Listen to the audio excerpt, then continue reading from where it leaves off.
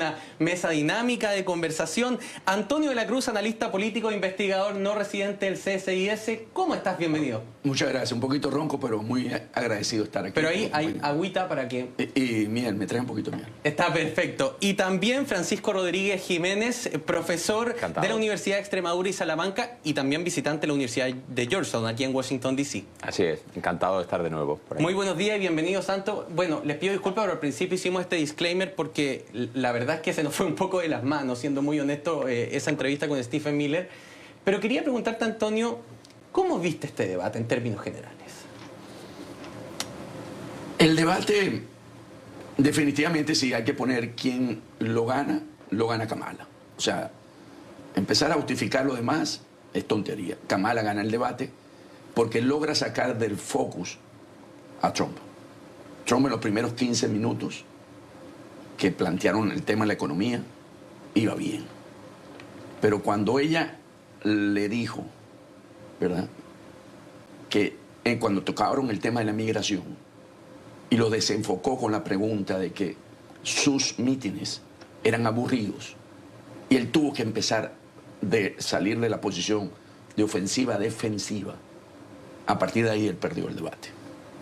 Porque no logró focalizarse, no logró volver a traer la conversación a su terreno, sino a responderle a Kamala. Y teniendo argumentos, Trump, para poder hacer un mejor debate, en términos de mostrarse que es el cambio. Porque Kamala busca desmarcarse de la gestión de Biden. Y en vez de él atacarla y llevarla, ella siempre lo trajo a su terreno. Y en los debates, lo importante es la narrativa. O sea, no es quién ganó, sí, ella tenía una misión que era no salir derrotada, y lo logró. O sea, porque el temor era que desluciera y a partir de ahí entonces se estancara su candidatura, no siguiera subiendo, y en los estados, los battlegrounds o los estados bisagra, pudiese darse una correlación. ¿Y tú crees que esto le extiende el momentum? Porque una de las cosas que veíamos en la última semana es que Kamala empezaba a apagarse, ¿no? Porque tuvo primero su proclamación, la convención, el momentum de ser una nueva figura, pero había empezado el declive. ¿Tú crees que este debate podría generarle... ¿no? Sí, porque además esa noche, muy inteligentemente, la apoyó la cantante Taylor Swift. Y eso definitivamente... Dicen que lo detonó Trump, sí, con el tema de los gatitos. Bueno, aparte de eso, o sea, yo creo que en política hay tres grandes variables que se manejan en campaña electoral. La posverdad, ¿verdad?, que lo manejaste tú muy bien en tu entrevista, porque era una posverdad lo que estaba diciendo Stephen Miller, ¿verdad? El populismo, que son lo que tú anuncias para que la gente te siga, y la polarización. O sea, si van a manejar posverdad, tienen que haber algunos elementos que la sustenten. Porque lo que lograste cuando hiciste tu entrevista es que no tenía elementos de sustento su afirmación. Y ahí perdió. Entonces yo creo que son los elementos que se usan hoy, y así lo usan todos, no solamente los republicanos, los demócratas también. Pero hay que saberlo manejar, porque ya la gente, como hay elementos de posverdad, no se come el cuento. Entonces te van a cuestionar y te van a decir, usted tiene los datos. Y lo más grave fue, usted cree en los datos de Maduro, ahí perdió. Antonio, pero quiero tomar algo que tú dices. Mira, te voy a contar, Francisco. En la pregunta de inmigración, Kamala Harris habla efectivamente de inmigración solo 1 minuto y 38 segundos. Y un tema clave. Ojo, que cada pregunta, nosotros que estuvimos cubriendo el debate, duraba 5 minutos por tema. O sea, habían 2 minutos para la pregunta inicial, 2 minutos para la contrapregunta, 1 minuto de aclaraciones final para cada candidato, y se iban intercalando esos momentos. Pero resulta que ella aparece victoriosa incluso en esa pregunta que es sin duda el punto más débil en las políticas públicas de Joe Biden durante los últimos 4 años. ¿Crees que Trump tuvo oportunidad real de haber hecho una mejor performance en este debate, o lisa y llanamente Kamala Harris supo estudiar y llevar preparado cada uno de los temas y este libreto le funcionó a la perfección? Yo creo que desde el minuto 1 Kamala tomó la iniciativa. Habrán visto los espectadores. Es que es maravilloso porque hay como 0,30 segundos de duda quién da el primer paso. Ella da el paso y le dice, bueno, soy Kamala, ¿no? By the way. Claro, ella, porque Trump juega mucho, desde que empieza su carrera política en 2015, a ser el macho alfa, a ser el que domina el escenario, a ser el que dirige la conversación. Una mujer le rompe esa dinámica. Entonces ahí ya empezamos mal para él, ya empieza a la defensiva. Y en temas polémicos, como el de la migración o Afganistán, ella hábilmente sale de ese lío. Es decir, esos temas probablemente a priori eran prioritarios y favorecían a Trump. Entonces ella responde de tal manera que ya la conversación va a girar por otros sitios donde ella se encuentra más a gusto. Por ejemplo, el tema del aborto, que dedica más tiempo, o por ejemplo el tema de la opportunity economy, la economía para las clases medias. Yo creo que ahí también Trump, no sé si Antonio estará de acuerdo, Trump perdió la oportunidad de fortalecer la idea, que es como un mantra, ¿no?, en la opinión pública, de que los republicanos teóricamente gestionan mejor la economía. Hay una frase que es clave de esto. Cuando ella dice que tengo un plan con estas medidas para las clases medias, creo recordar en memoria como $15.000 de exención para quien empiece un nuevo negocio, y él le dice, bueno, eso no es un plan. Y después, ¿y cuál es tu plan? Y Trump responde, ya veremos cuando llegue. Claro, o sea, si tú dices que ya veremos cuando llegue a la Casa Blanca, has perdido una gran oportunidad para mostrar al espectador cuáles son tus medidas económicas. Es verdad, y estoy de acuerdo con Antonio, que los debates, por su propio formato, no permiten profundidades analíticas maravillosas, ¿no? Y a veces lo que determina es las sensaciones, los gestos, el lenguaje no verbal. Otro punto, Trump estuvo enfadadísimo, enfadadísimo todo el momento. Y además, otro detalle, no le miró ni un segundo, por lo menos en el tiempo que yo estuve, no le miró. O sea, como con el rabillo del ojo, alguna vez hacía así, pero no le miró. Pero además, creo que además se percibe mucho peor cuando al frente tuyo hay una mujer. Claro, porque es disrespectful, ¿no? Después, curiosamente, en algunos medios conservadores que yo vi por la noche para tener una visión de conjunto, decían que Kamala había sido disrespectful con Trump por el gesto este de la barbilla. No sé si os acordáis en un momento en el que... Pero es que él no le miró.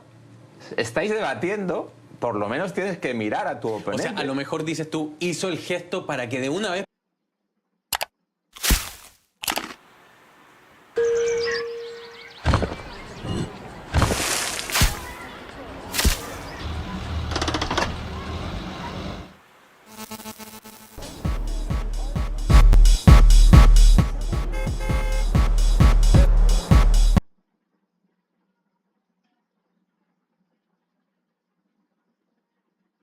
por toda lo mirara y... No lo sé, pero él no le miró en ningún momento, solamente a los moderadores del debate.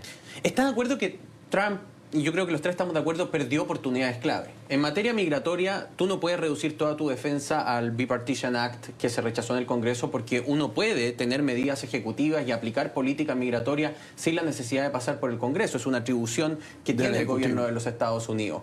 En materia económica, cuesta un poco más porque el problema económico de Estados Unidos hoy no es la cifra. Las cifras son objetivamente buenas. El problema económico es que la gente no percibe esas cifras. Claro. La gente no lo siente en el bolsillito, ¿no? Como en cualquiera de nuestros países, objetivamente. Entonces, ¿por qué crees tú, Antonio, que Trump pierde esas oportunidades de haber marcado puntos que son importantes cuando él históricamente ha tenido buenas performances en los debates? O sea, tiene 7 debates en el cuerpo.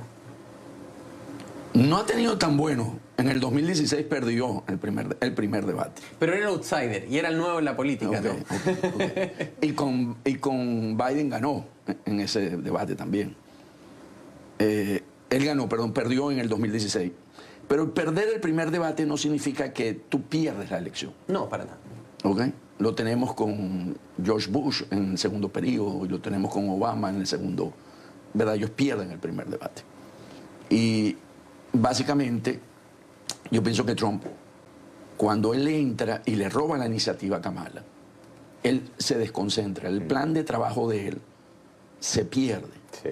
Y él, en vez de ajustar su estrategia, porque un debate tú tienes que ser muy hábil, como el ajedrez, a veces tienes que sacrificar una pieza para buscar una jugada y poder hacer un mejor movimiento. Él quiso mantener lo que traía y no se adaptó. Al no adaptarse es más difícil, porque Kamala sí tenía un plan también de flexibilidad y sabía los puntos débiles. O sea, el haberle matado el ego, que a tus mítines no va nadie, se aburre y se va. Eso para él, acuérdate, le está atacando el ego a él. Y entonces, hasta hay cosas subliminales, porque le dice el tamaño. Y entonces tú dices... Sí, eso fue Obama. Ese fue Obama. No, porque también se lo dijo ella. Pero ella el tamaño de tu meeting. Sí. Pero hizo tamaño y hizo pausa. Sí, porque digo por lo de Obama. Porque ahí está lo de Obama atrás de uno. Ahora, pero Antonio, disculpa que te interrumpa. Yo quiero compartir con los dos lo que pude reportear ese día antes del debate. ¿Ok? Entonces vamos a hacer un juego. Yo le voy a contar qué me dijeron los asesores que le habían pedido a su candidato y si los candidatos cumplieron con lo que pidieron los asesores. Los asesores de Trump me dijeron que le pidieron que se centrara en issue and policy, en problema y solución, y que se mantuviera firme en la política pública, que no picara las provocaciones de Kamala Harris y que bajo ninguna circunstancia la ofendiera por ser mujer o por ser afrodescendiente. Me parece que lo último está cumplido, no cayó, estuvo en algún momento al límite de ello porque lo llevaron a esa pregunta, pero no cayó derechamente en un ataque que podría ser misógino o que podría ser racista. Pero sin embargo los dos primeros puntos no lo cumplió en lo absoluto. O sea, si lo que le pidieron fue hablar de la política pública ante el problema, Donald Trump en la primera respuesta ya estaba hablando de ataques personales, Francisco. Sí, totalmente. Tú has tenido la oportunidad de vivirlo en directo, de hablar con ellos. Se dice que ese es el gran problema de Trump, ¿no? Que él pretende improvisar, saltarse el libreto y ya una vez en la arena voy a ver por dónde tiro. Efectivamente, yo creo que en este caso salió perjudicado con esa tendencia a la improvisación, de tal modo que él fue casi siempre a la defensiva. Y en el tema racial, yo creo que también se equivocó porque siguió como con las medias tintas, ¿no? Aquella polémica de, bueno, ahora Kamala es negra o no lo es, pero ella, si os acordáis, sacó a colación su historial en ese tema, su historial. Años 70, yo lo he estudiado en un libro, del problema de Central Park Five. Familia, además de ese, estoy hablando del tema ahora de la renta, que supuestamente empresas relacionadas con Trump ponían más trabas a familias afroamericanas para alquilar. Claro, eso es una baza que tira hábilmente Kamala. Él no responde negándolo, sino con cierta ambigüedad sobre ese tema. Por tanto, creo que desaprovecha la oportunidad de mostrar que él no ha sido o es, si no racista, que no tiene a lo mejor la sensibilidad adecuada para tratar esos temas. Antonio, lo que me dijeron a mí los asesores de Kamala Harris fue: ella fue fiscal y fue una fiscal exitosa. Vamos a transformar este debate en una examinación cruzada. El objetivo del fiscal con el testigo de la defensa siempre es dejarlo hablar y después explicitar sus incoherencias. Kamala Harris viene preparada para hacer explícitas las incoherencias de su contrincante y lo que le vamos a pedir es que no pierda la sonrisa y que como su micrófono va a estar muteado, sea su rostro el que responda mientras habla Donald Trump. Me parece que ahí sí, si no cumplió totalmente eso, pegó en el palo. Totalmente, ella siguió las instrucciones porque, ¿qué ocurre? Veamos los dos. O sea, Kamala había mucho temor de que no hiciera un buen desempeño en este debate. Entonces, por supuesto, ella reconocía, por la manera como se comportó, que tenía debilidades y lo preparó y se preparó para ello. Trump, que cree que por haber estado en medios manejando programas de televisión, es muy fuerte porque sabe manejar la media, la imagen. Él dijo, para mí fácil. Y había tenido un debate con Hillary Clinton en el pasado 2016 que la sacó. Él sacó en ese momento a Hillary de su centro. Entonces, yo pienso que en la imaginación de Trump, lo que dijo es, ok, ella viene, porque ellos sabían que ella venía con la estrategia del cross, la pregunta para demostrar tus contradicciones.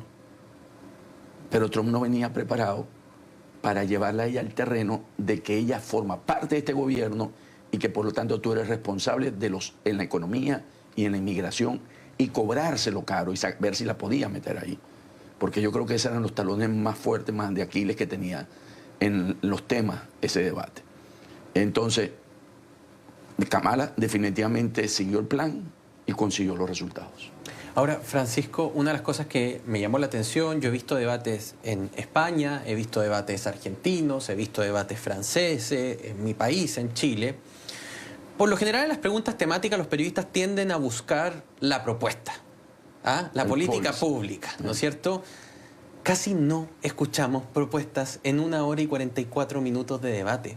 ¿Es preocupante para un país del tamaño de Estados Unidos y con la relevancia a nivel global que tiene, que no sepamos realmente el detalle de la política de economía, de salud, de relaciones internacionales del país? Pues mira, te respondo con la siguiente reflexión. Creo que en Estados Unidos, en Chile, en España, en Italia, everywhere, no de ahora, sino tendríamos que ver cuándo empieza, 10, 15 años, estamos en la cuestión de la polarización identitaria. Hay dos tipos de... To make the long story short, brevemente. Hay polarización ideológica, izquierda-derecha, los partidos compiten con sus programas, con sus propuestas, y hay polarización identitaria, afectiva, que busca las tripas, que busca movilizar los sentimientos. Desde no sé cuándo llevamos en esto otro, en lo identitario. Y por eso tú echas de menos, con toda la razón, lo otro. Es decir, yo en los debates en España echo de menos lo mismo, en los debates europeos echo de menos lo mismo. Estamos con el tema identitario o simbólico o gestual, cuando se echa en falta todo lo otro.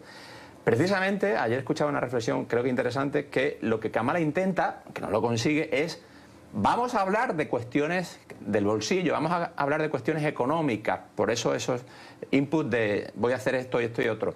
No lo consigue del todo porque el formato actual es lo otro, ¿no? Y con esto acabo. Creo que decía, vamos a acabar la década perdida, 2011-2012, cuando lo identitario, lo simbólico, lo mediático prevalece sobre el otro. Ojo, Obama también tiene parte de culpa en eso. Quiero señalar lo siguiente. Esto es como, bueno, una reflexión a posteriori.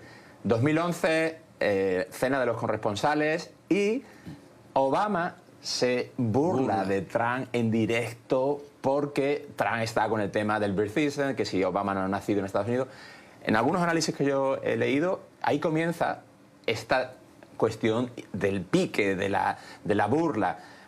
Teoría de Trump en ese momento es cuando decide, pues ahora voy a presentarme a presidente. No lo sé si es cierto o no, pero es verdad que ahí podíamos fijar un punto de comienzo de esta política, lucha de los memes, de lo identitario y no de cuestiones de bread and butter, ¿no? También Walz, candidato a vicepresidente, ha intentado simbolizar esa parte de vamos a hablar de las cuestiones del bolsillo, del pan y la mantequilla. Y porque tiene en su espalda su gestión como gobernador de Minnesota, siendo un gobernador popular. Y porque se presenta como un hombre del pueblo, cercano, que va con la gorra de una marca de tractores.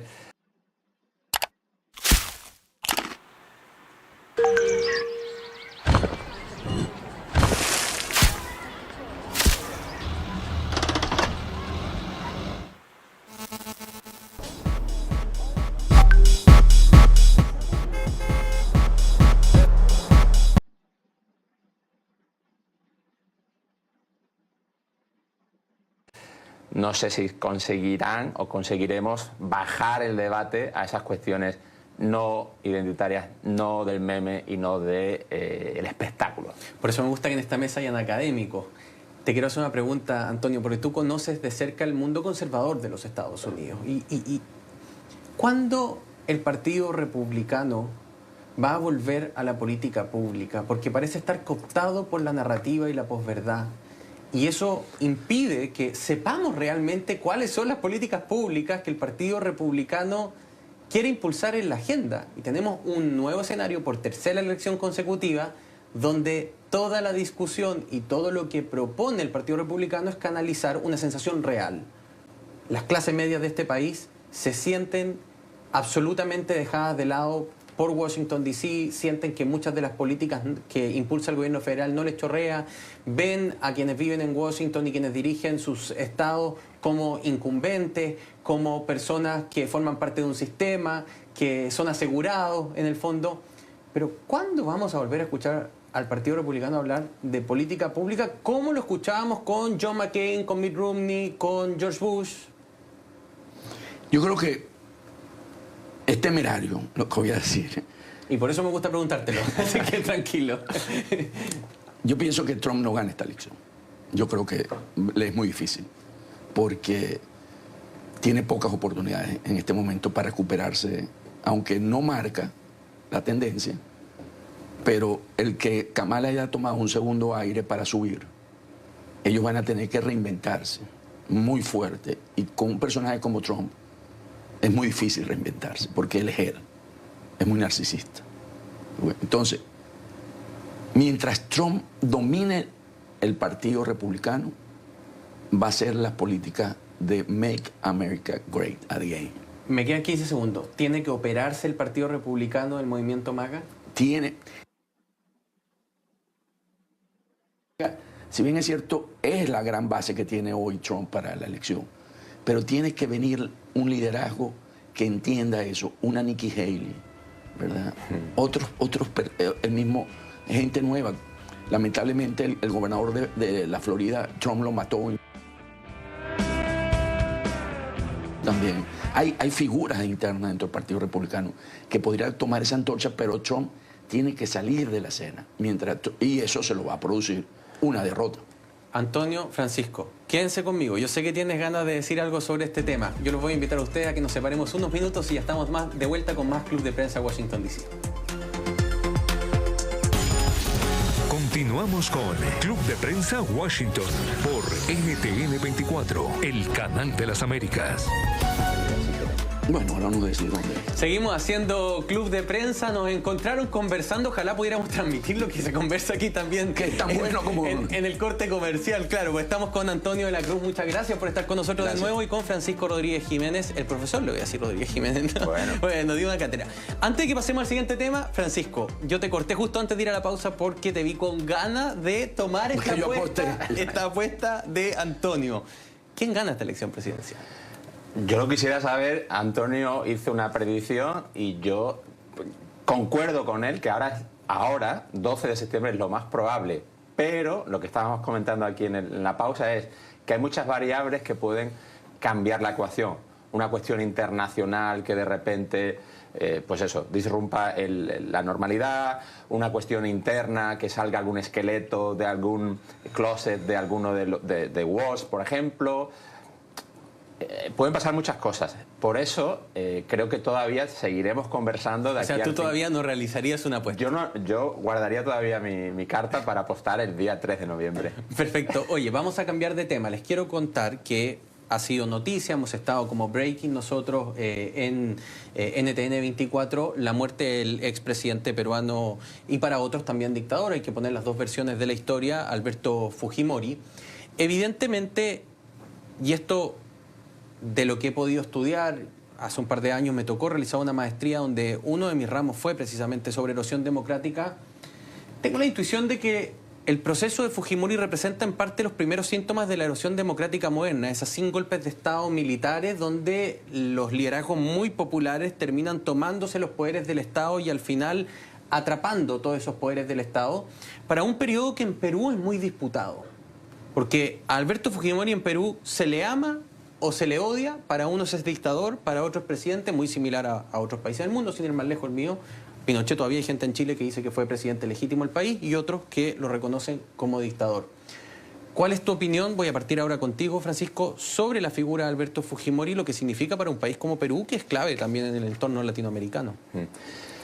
Por deformación profesional de historiador, arrancando en el comienzo de su mandato, yo creo que estamos todavía como en los últimos coletazos de la Guerra Fría, ¿no? Hay una gran polarización, entonces sí, más ideológica, y eso permite que esa figura tome el poder en Perú. Claro, podemos hablar de esa polarización ideológica y cómo las heridas siguen abiertas, siguen supurando. Ayer veía un vídeo, antes de que él finalmente falleciese, de una mujer, es una anécdota, ¿no? Pero una mujer en una plaza pública postrándose de rodillas pidiendo a Dios que salve la vida porque si no Perú va a ser de nuevo víctima y destrozado por el comunismo internacional. Por eso decía lo de esas políticas de la Guerra Fría y las reemergencias. Ahora el punto 2 sería la presencia de China o la presencia de Rusia, los intereses de estos dos países y cómo los latinoamericanos se relacionan con estos poderes alternativos a Occidente.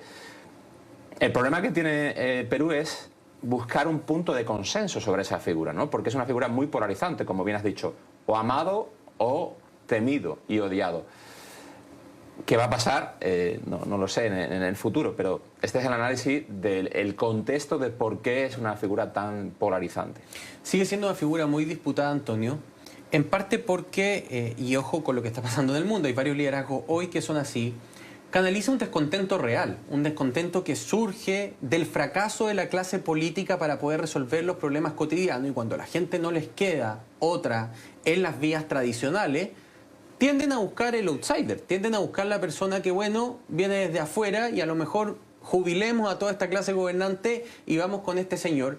Y él termina irrumpiendo, canalizando ese descontento, haciéndolo de manera popular, con una guerra además frontal contra grupos terroristas internos dentro de Perú, como el caso de Tupac Amaru. O sea, hay varios hitos en la gestión de Fujimori que no necesariamente aclaran aquellas sombras de la gestión Fujimori, sobre quien también recaen violaciones a los derechos humanos, recae también cooptar otros poderes del Estado, ¿no? Un proceso de erosión democrática a ojos de algunos académicos. ¿Cuál es tu reflexión sobre esta figura tan convulsa? Como dice, Fujimori llega a un momento donde el Perú estaba convulsionado.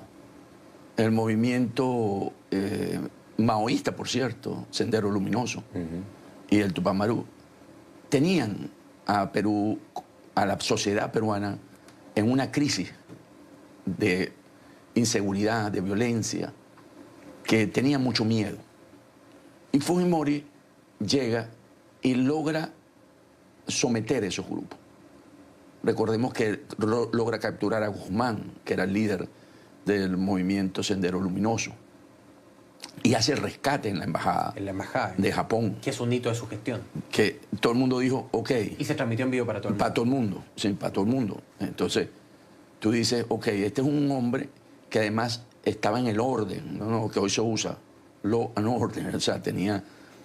Y cuando consolidó ese poder, que pasa mucho en los hombres que no tienen, ¿verdad?, una orientación democrática, se volvió autoritario, ¿verdad? Elimina el Congreso, crea una nueva constitución y además le empieza a dar resultado a la economía. Con Fujimori la economía se empieza... Después que copia el modelo chileno, ¿no? De hecho, él mismo lo dice. Estoy copiando lo que hicieron nuestros vecinos del sur. Hoy Perú tiene esa salud de la economía que se ha mantenido, porque ninguno de los presidentes que vinieron después tocaron a los presidentes del Banco Central. Es curioso, ¿no? La inestabilidad política de Perú va por un camino totalmente distinto a su estabilidad económica. Es total. Y entonces, eso se le atribuye a Fujimori. Pero tuvo también a Vladimiro Montesinos, que es el que destapa todo, cómo extorsionaba, cómo manipulaba.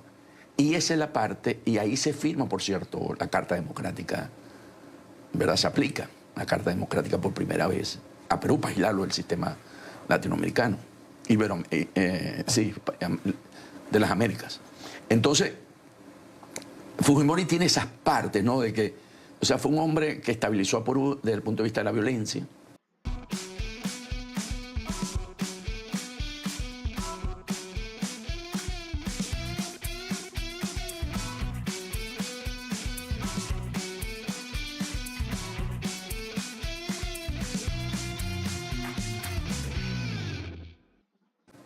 Le dio estabilidad económica, pero después cuando tuvo todo el poder pensó que podía quedarse como un dictador. Y ahí es donde se equivocó. Porque si él no toma esta decisión, hubiera regresado porque tenía una buena popularidad. O sea, Fujimori pudo... Hasta hoy tiene una alta popularidad. Por la hija saca los votos por el papá. No, y además él muestra mejores niveles de aprobación en las encuestas que su hija, que su heredera política. Sí, sí. O sea, y lo voy a comparar sacando un conejo del sombrero. Ese es el riesgo de Venezuela, de que hombres con fuerte la región se lo trague. Pero a Fujimori no se lo tragó la región, las Américas, ¿okay? Que quiso imponer un sistema y que al final las Américas dijeron no. Le aplicaron Carta Democrática, tuvo que salir, recordemos que huyó a Japón, ¿verdad? Después lo agarraron en Chile, lo agarraron en Chile, lo extraditan. Y bueno, y es el caso que él no volvió a salir de la cárcel después de eso. Ahora, escucho esta historia y pienso en varios liderazgos en la región, o incluso estábamos hablando de Estados Unidos, el mismo caso de Trump, cuando él no reconoce el resultado de elecciones, pone en duda todas las instituciones, en el debate puso en duda los números del FBI, que es la Agencia Federal de Investigaciones, o sea, quien quiere ser presidente de Estados Unidos no confía en los números de homicidio de su propia agencia. En fin, quiero llevarte a esa arena, a las de las erosiones democráticas, pero con liderazgos muy populares.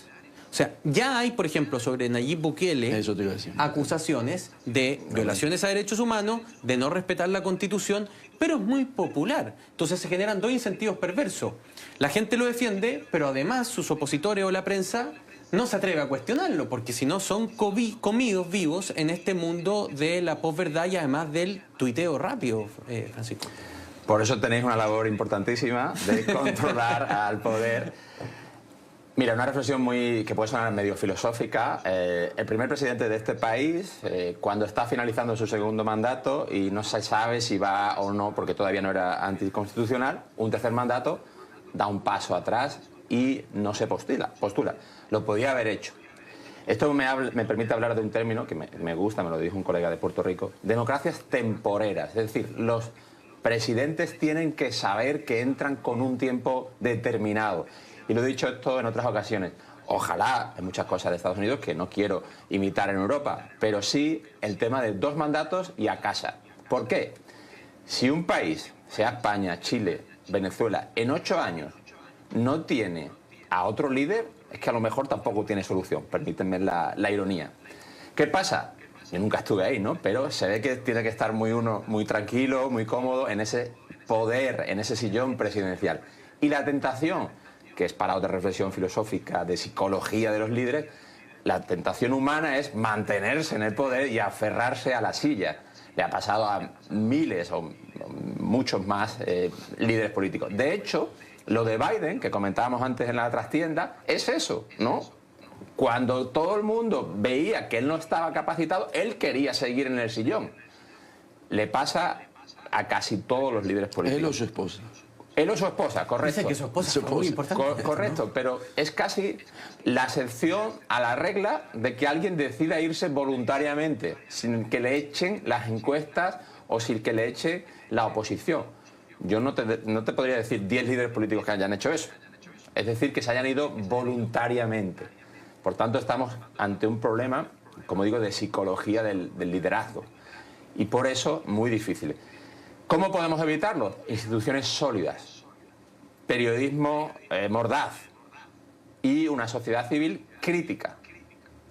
Que parece que en la época de las redes sociales y el posteo rápido, la crítica de la sociedad civil también está al debe, y también del periodismo, que a veces busca más bien el aplauso fácil que el like que hacer su trabajo. Nos vamos a separar de nuevo. Está buena la conversación. A la vuelta nos vamos a ir a tu país porque tengo un tema para proponerles. Hacemos un corte comercial y ya estamos de vuelta con más Club de Prensa aquí en Washington, D.C.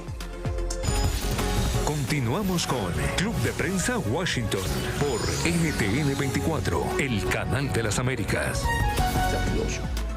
Debe de ser. No es. Continuamos haciendo Club de Prensa aquí en Washington, D.C. con 2 entrevistados de nuevo. Deberíamos haber transmitido en vivo el corte comercial porque estuvo muy interesante. Hablamos de filosofía incluso.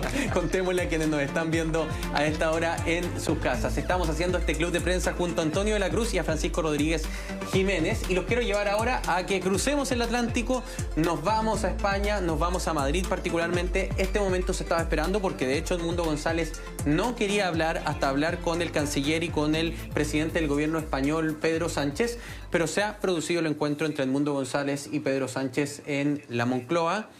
Te quiero preguntar, Francisco, porque eres español en esta mesa y creo que eres el que podría responder con mayor autoridad o cercanía, ¿cómo podemos evaluar el rol que ha jugado España en la salida al exilio forzado de Edmundo González? Estando aquí, Antonio, yo me tendría que callar y escuchar. No, porque, yo quiero oír tu perspectiva. Es que queremos escuchar la perspectiva de Europa. Okay. Ahí voy. Después venimos la nuestra. Sí, claro. Ahí voy.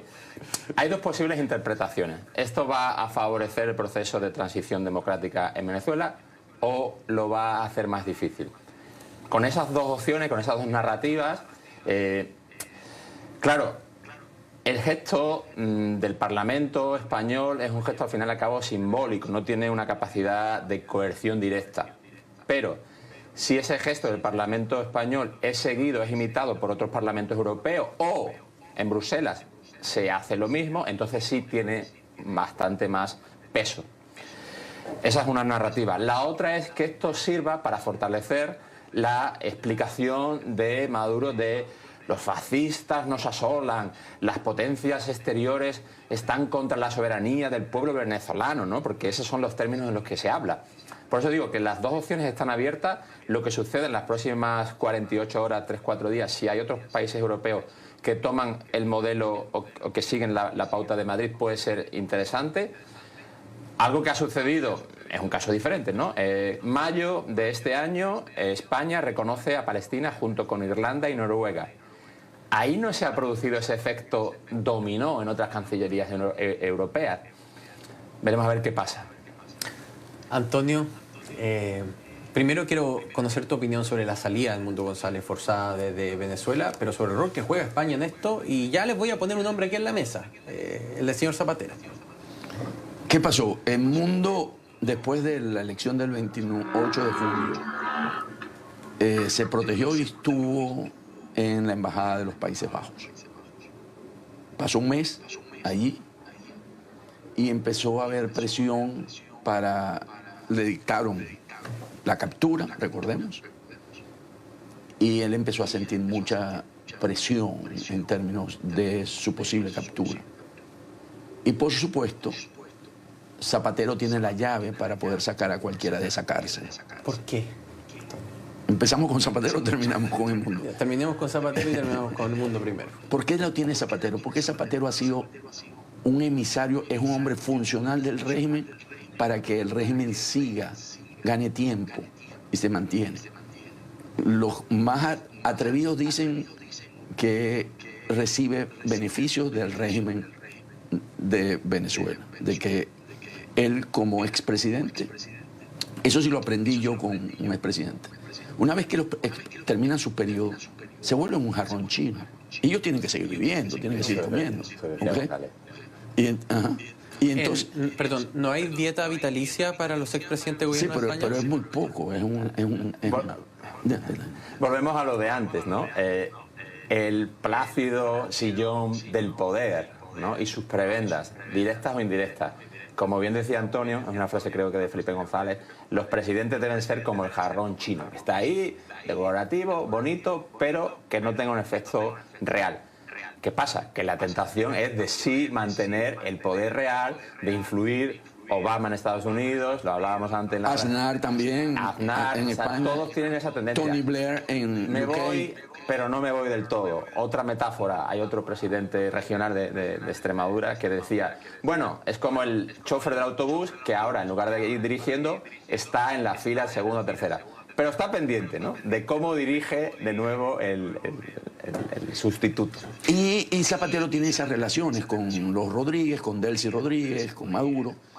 Y yo creo que lo que se vendió es que al salir el Mundo González de Venezuela, se podría vender la narrativa de que el capitán había abandonado el barco. Y que se había divorciado de María Corina. Por eso abandonó el barco el capitán. Cuando el capitán todavía no se ha hundido el barco y sale, quiere decir que algo va a pasar. Entonces, el régimen creyó que esa narrativa la podía ganar, porque eso es lo que había hecho hasta ahora en los casos anteriores.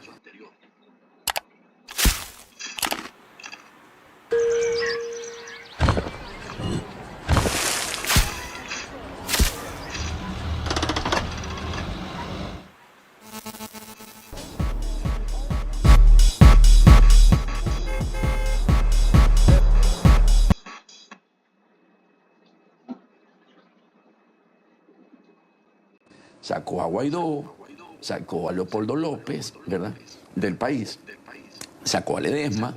Entonces, él pensó que eso le funcionaría. Y yo creo que eso fue lo que evaluaron y conversaron. Y entonces, por supuesto, al venir de mi amigo, poniéndote tú en los zapatos de Maduro y yo siendo Zapatero, tú le diste la buena fe y lo dejaste salir. Resulta que para el mundo es muy difícil no cumplir con su misión. O Y esta conversación con el presidente Sánchez, lo que le va a enmarcar, delimitar, pero lo que pasó en el Congreso de ayer en España, lo pone también a Zapatero, a Sánchez en una situación muy difícil. Sí. Porque si tú no lo dejas participar, entonces ¿qué? ¿Te lo traíste aquí para tenerlo secuestrado también? O sea, ¿lo sacaste de un secuestro en Venezuela para traértelo, para secuestrarlo a España? Pues no lo vas a dar a hablar. Entonces está en una situación difícil y creo que esto se va a poner muy interesante porque vas a tener a un frente abierto en el exterior, que es el mundo, y buscando y conversando, yendo a Bruselas, yendo a todos los lugares, ¿verdad?, a presentar el caso de Venezuela. Y tienes un frente interno que está liderizando María Corina Machado, porque ella es la que maneja la parte interna. Me queda 1 minuto y medio, te quiero preguntar. ¿Podría ser eventualmente Zapatero imputado en las causas por crímenes de lesa humanidad de la Corte Penal Internacional como colaborador del régimen venezolano? ¿Crees que da para tanto? ¿Debería ser él sujeto de investigación de la Fiscalía? Yo creo que a nivel legal sería difícil de probar. Salvo que hubiese plata de por medio y pagos. Para eso hay que levantar secreto bancario. Efectivamente, pero por eso decía que será difícil de probar. Porque si hubo plata, seguramente que vino por debajo de la mesa y difícil de hacer la trazabilidad desde el punto de vista de una Corte Penal Internacional. Pero yo creo que también tenemos que abrir el debate a por ejemplo, Lula, Brasil. Creo que por ahí incluso puede venir algún tipo de esperanza para el proceso democrático, no sé cuándo. Esta semana creo que ha sido cuando Brasil, en las Naciones Unidas, ha condenado a Nicaragua. Es decir, si Maduro piensa que su valedor brasileño o su valedor colombiano van a estar ahí siempre, parece ser, a día de hoy, que no van a ir por ahí los tiros. Y Zapatero, ZP como le decimos en España, debería de ser consciente de que se están moviendo esas dinámicas que van en contra de lo que él supuestamente está haciendo, es decir, proteger o tener una posición más favorable a Maduro. ¿Qué va a suceder? Seguiremos informando, ¿no? Porque... Tenemos que volver a irnos a un corte comercial, pero a la vuelta vamos a estar conversando de muchos más interesantes temas. Hacemos la pausa y ya volvemos. Continuamos con Club de Prensa Washington por NTN 24, el canal de las Américas. Ya estamos llegando al final de este Club de Prensa Washington, D.C. Ha sido una conversación muy entretenida con Antonio de la Cruz, analista político, y también con Francisco Rodríguez Jiménez, profesor universitario y visitante aquí en la Universidad de Georgetown. Lo han disfrutado, me imagino, ¿no? Totalmente, me encantó compartir con Francisco. Supo a poco. Nos quedaron, sí, supo a poco y nos quedaron dudas todavía, de varios temas. Y nos invitaron a tomar verdad, porque te perdemos este domingo, no Por vuelves a eso España. tienen que venir a la fiesta de despedida. Pero muy bien, nos quedamos con esa invitación. ¿La audiencia también está invitada? Claro, por supuesto. The more the merrier. Les agradecemos a todos ustedes haber estado con nosotros en este Club de Prensa en Washington, D.C. Nos volvemos a encontrar en nuestra siguiente edición para conversar